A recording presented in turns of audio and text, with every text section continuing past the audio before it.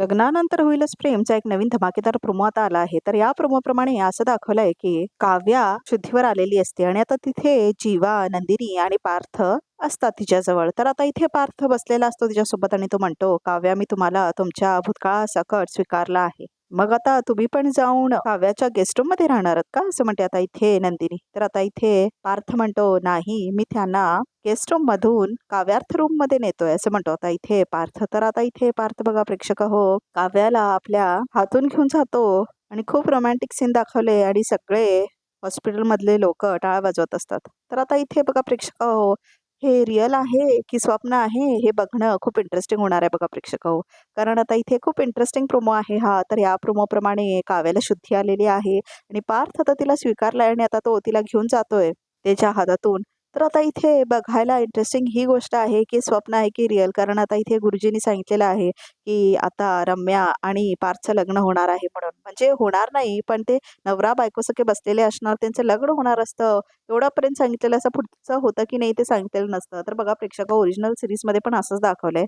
बहुधा हे स्वप्नच असणार जे आता दाखवलंय पार्थ आणि काव्याचं. कारण आता इथे असं दाखवलेलं होतं ओरिजिनल सिरीजमध्ये की काव्या जी असते ती एक्झाम लिहायला गेलेली असते पण ती फेल झालेली असते. इथे असं दाखवलं की ती एक्झाम देऊच शकत नाही.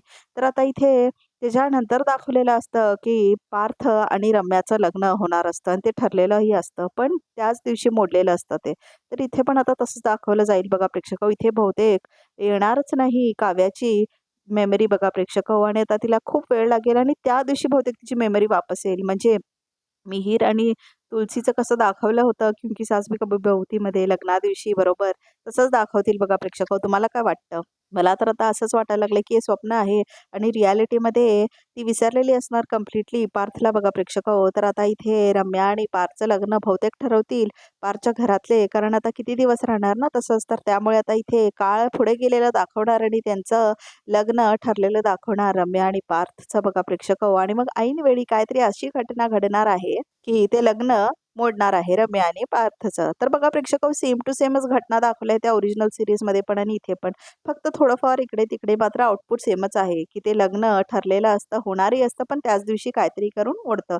तर त्या दिवशी बहुतेक आताश येत असेल वापस काव्याची, असं दाखवतील ते. आणि आता इथे काव्या पण नंतरच्या एक्झाममध्ये पास होईल असंही दाखवलेलं होतं तिथे. म्हणजे या एक्झाममध्ये फेल होऊन पुढच्या ती पास झालेली असते असं दाखवलं होतं तिथे. तर आता इथे असं पण दाखवलेलं होतं त्या सिरीजमध्ये की प्रेग्नेंट झालेली असते काव्या आणि मग तिला मदत करत असतो जीवा. ते बघून नंदिनीला त्रास होतो असं दाखवलं होतं तिथे.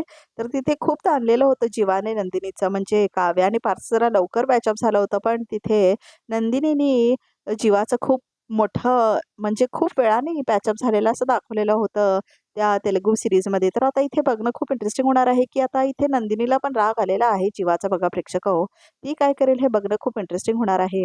कारण आता इथे ओरिजिनल सीरीजप्रमाणे ती पॅचअप लवकर करत नाही. तर आता इथे बघणं खूप इंटरेस्टिंग होणार आहे. आणि आता इथे काव्या आणि पार्थचं मात्र बघा प्रेक्षक हो, हे आता थोड्या दिवसांसाठी तर मोडेलच दाखवणार आहे आणि रम्या आणि पार्थच्या ट्रॅककडे वळलं जाईल बघा प्रेक्षक हो. खरं कालच्या एपिसोडमध्ये ते किती दाखवलंय ती वसुहत्या आणि रम्याचं. म्हणजे काय काय म्हणत असतात वसुहत्या, ते सगळं सगळं खरे झालेलं कसं काय दाखवू शकतात ते. म्हणजे आता इथे बघा प्रेक्षक हो, वसुहत्या म्हणते मेमरी लॉस व्हावी आणि फक्त ती पार्थलाच विसरावी. हे सगळं खूपच म्हणजे फालतू वाटत नाही तुम्हाला? म्हणजे ते जे ज्या काय बोलत होत्या ते ते सगळं तसंच झाल्यासारखं दाखवलंय ना एपिसोडमध्ये प्रेक्षक हो. म्हणजे बघायला किती म्हणजे ते शॉकिंग होतं की काय काय बोलत होत्या वसुहत्या, तसं तसं दाखवलं काव्याबद्दल. असं झालं तर मग काय आहे? म्हणजे आम्ही कुणाबद्दलही काही इमॅजिन करणार आणि त्या गोष्टी तशा होणार. मग लोकांना काय वाटणार? हे तर देवच आहे तसं वाटणार ना. खूप अति दाखवलंय ती की म्हणजे कसं रम्या आणि वसुहत्या बोलत होत्या की वसुहत्या म्हणत होत्या असं व्हावं तसं व्हावं, रम्या म्हणत होती तिची मेमरी लॉस व्हावी हे व्हावी. मग असं झालं तर एक काळच ती विसरून गेली तर असं वगैरे बोलायची वसुहत्याने. सेम सेम तसंच दाखवलंय प्रेक्षक हो. खूपच अति दाखवलंय खरंच हा एपिसोड. म्हणजे जे जे वसुहत्या बोलायचे तेच तेच झालंय. म्हणजे त्यांना तर खूपच आनंद होणार होता इथे वसुहत्या आणि रम्याला, पण लग्न मात्र होत नाही बघा प्रेक्षक हो. तर आता रम्याचं मागच्या आठवड्यामध्ये एक एपिसोडमध्ये दाखवला होता, मी अशीच बसणार काय पार्थसाठी आणि माझ्या वयाच्या मुलींची सगळ्यांची लग्न होत आहेत, मी अशीच तर नाही राहणार ना बिना लग्नाची, असं म्हटलेली असते. तर वसुहत्याने परत तिला फूस लावलेली असते की होणार होणार तुझं लग्न होणार पार्थशी म्हणून, आणि परत ती थांबते. तर वसुहत्याच मूळ मूळ सूत्रधार आहेत बघा प्रेक्षक हो या रम्याच्या सगळ्या वागण्यासाठी. तर बघा प्रेक्षक हो, तेलुगू सिरीजमध्ये पण असंच होतं आणि नंतर ही जी रम्या आहे बाहेर जाऊन लग्न करून आलेली असते कुठल्यातरी एका माणसासोबत आणि जेव्हा तो माणूस ती घरी आणते तर वसुहत्या तिला एक्सेप्ट नाही करणार. म्हणजे ते म्हणणार मला पार्थच माझा जावई म्हणून पाहिजेत. तर बघा प्रेक्षक हो, त्यातही असंच होतं. तर त्यामुळे इथेही तेच होणार आणि आता ती एक्सेप्ट नाही करणार त्या नवीन मुलांना.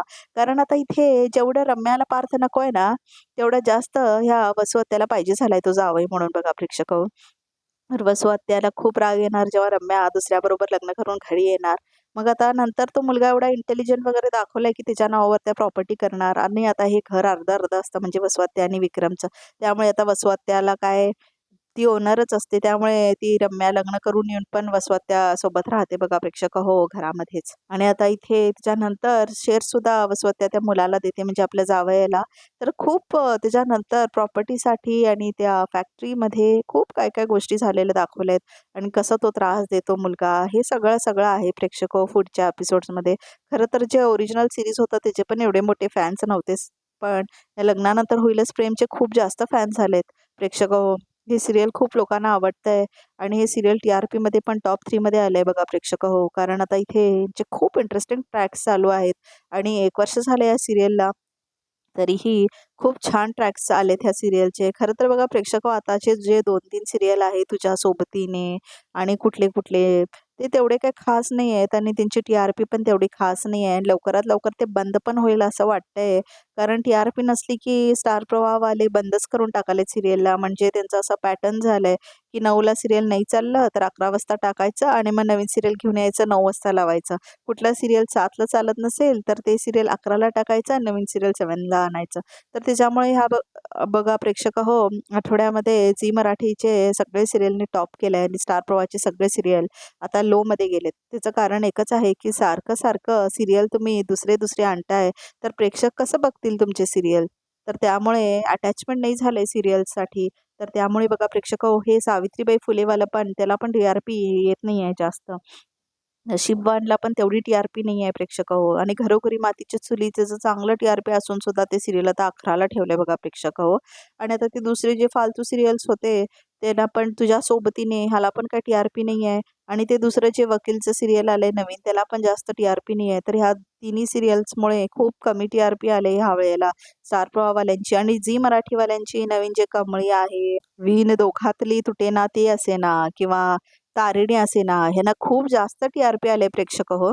देवमानुषी पण टी-आर-पी खूप जास्त वाढले. तर ह्या 4 सीरियल्सची टी-आर-पी खूप जास्त वाढली आणि लक्ष्मी निवास सुद्धा त्याचं पण टी-आर-पी आहे. 4-5 सीरियलनी ओव्हरटेक केलंय प्रेक्षक हो स्टार प्रवाहावरच्या सीरियल्सना. एकदमच म्हणजे ह्या वेळेला खूपच चॅलेंजिंग होतं स्टार प्रवाहासाठी. तर आता इथे यांनी खूप मोठी चूक केली. कोण होतीस तू? काय झालीस तू? खूप छान सीरियल होतं. त्याला फक्त 2 म्हणजे 0.2 टी-आर-पी कमी आली म्हणून त्याचं 11 वाजता ज्याने ठेवलं आणि बंद करून टाकली ती सीरियल. ती सीरियलची टी-आर-पी खरंच खूप जास्त होती प्रेक्षक हो. नशीबवान तुझ्या सोबतीने ह्या सीरियल्सपेक्षा. तुझ्या सोबतीने सीरियलमध्ये पण असं काही स्पार्क दाखवलं नाही आहे बघा प्रेक्षक हो. तुम्हाला काय वाटतं की हे सीरियल चांगले वाटतात का? तुम्हाला कमेंट करून नक्की सांगा आणि तुमची आवडती मालिका कोणती आहे स्टार प्रवाहची ती सुद्धा आम्हाला कमेंट करून नक्की सांगा. अशाच नवीन अपडेट्ससाठी आमच्या चॅनलला नक्की सबस्क्राईब करा आणि फीडबॅक द्यायचे असतील तर कमेंट करून नक्की सांगा. तर आता इथे प्रोमो सुद्धा इथेच संपतो. तर 12 ते 13 फेब्रुवारीच्या दरम्यान हे दाखवलं जाईल मेन एपिसोडमध्ये आणि आम्ही ते लवकरच अपडेट करू. तर त्याच्या आधी आम्हाला सबस्क्राईब करायला अजिबात विसरू नका.